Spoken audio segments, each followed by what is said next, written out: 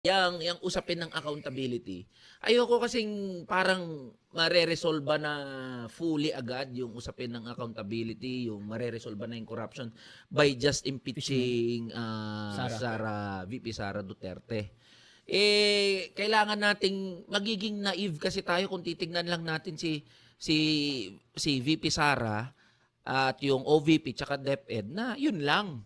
Kailangan tignan natin, lawakan natin yung pagtingin natin. Say for example, alam naman ng lahat ng tao na hindi lang naman yes, yan ang may corruption. exactly. Diba? Tignan natin, say for example, issue ng confidential and intelligence funds. You go back to 2024 and 2023 nung budget deliberation. During the budget deliberation, walang kaabog-abog.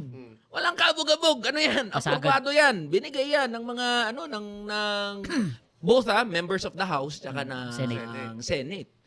So, and then nung nagkabiyak na yung unit team, yung irreparable na, yung pag-aaway. O bigla ngayon lahat kontra na kay